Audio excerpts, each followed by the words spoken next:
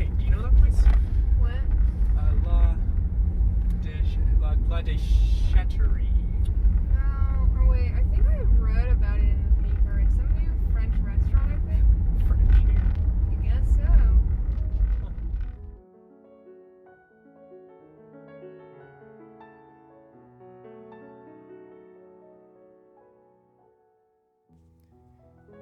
It was strange, to say the least. I was almost hesitant walking up to it. It appeared to be some private residence, not some new, swanky French restaurant as the papers would have me know. But nonetheless, I approached the door. I can't point a finger at what it was, but something about this place drew me in. Something about it mesmerized me.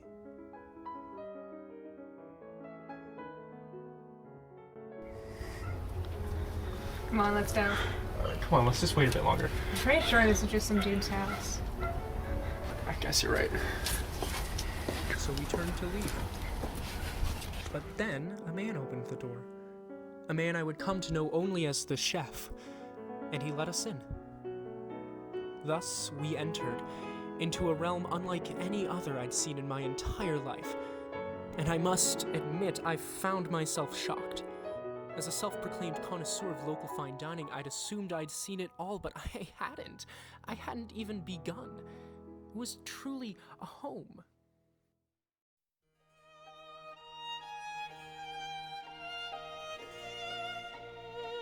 The rest of the house was free rein. I felt at first as if I were intruding, but there was something about the place, about the chef, that made me sure that that was the point. To intrude. To explore. Each room was lived in, as far from pristine as possible, and yet undeniably beautiful. Flawless, even. In each room was character, movie shelves, used bowls, cardboard boxes littering the ground, hardly enough room to walk, and tables cluttered with ticket to ride, and more ticket to ride. The next room was grander still, housing bookshelves crammed, no room even for a pocket constitution, a Christmas tree decorated with dog toys, and a sandal. And there was a couch, lighter than air, as if I was falling on a cloud. And there was the piano, a gorgeous thing, beaten up to the point it was aesthetically pleasing, its strings irreparably out of tune, but in such a way that one hoped the issue would never be fixed. And I sat down and played. I played. I lost myself in the music, in the atmosphere, in La Déchetterie.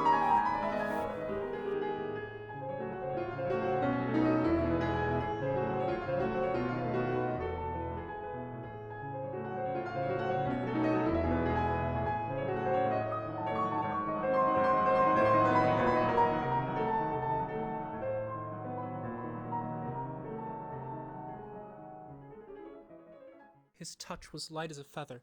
Gently, he beckoned me to the table. I'd almost forgotten I'd come to eat. I felt as if I were visiting an old friend, as if this were my own home, even, and I felt for the first time that I was a tourist in my own city. The utensils were frozen in ice. Why? I asked him. Fourchette congelée. That's what he called it. So you slow down, he explained to me, and enjoy your company. That was why he'd opened this place. That was the reason, because he was so appalled by our country's dining habits.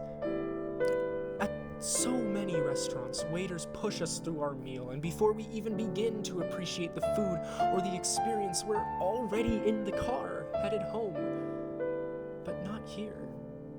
Here you had to wait. You had to talk. You had to enjoy. At least until the ice melted. I asked for a menu. Get that.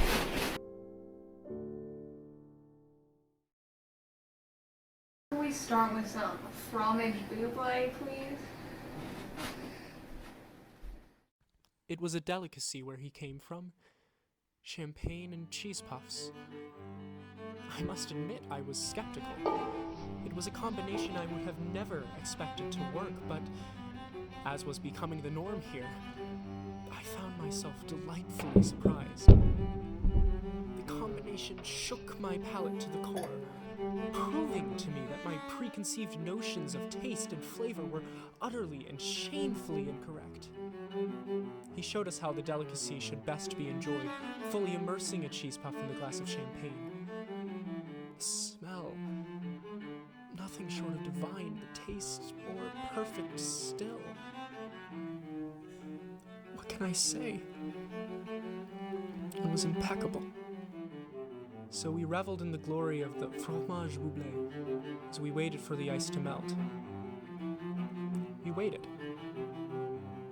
And it was while we were waiting, it was in that moment that I truly understood the magic of this place, of la Déchetterie. It was the conversation. It was slowing down. It was appreciating where you were, who you were with.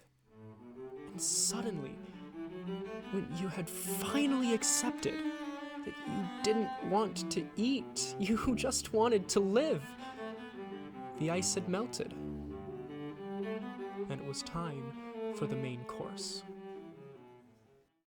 Pain froid. I don't know what it translates to, but after I tasted it, I didn't care. It was bread, slightly chilled bread, but you could taste the love and care that went into preparing it. You could feel the love in every aspect of this place.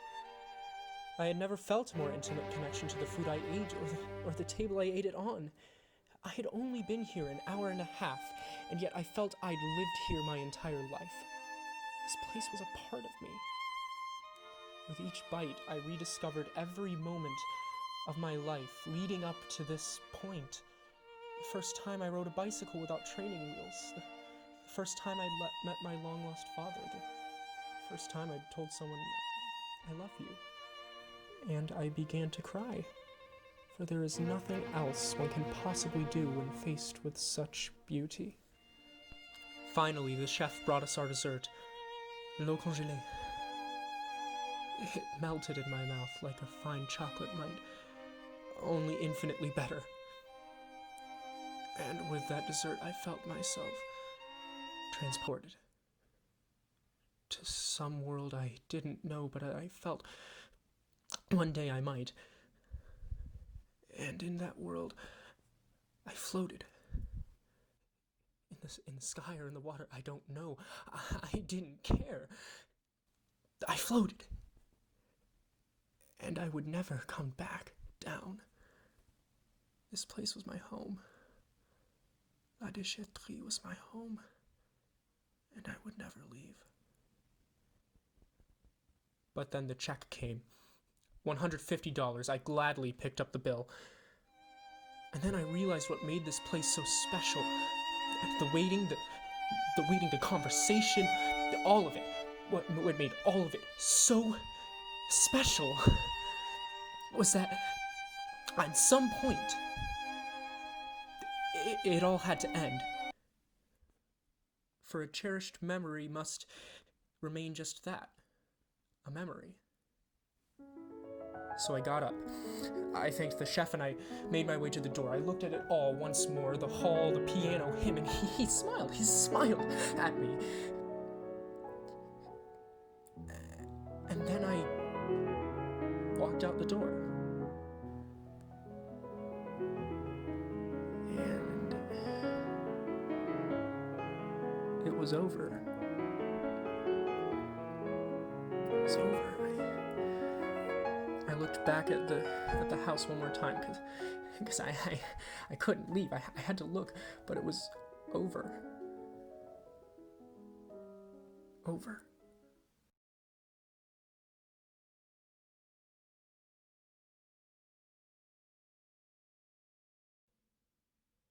Et donc, c'est ça,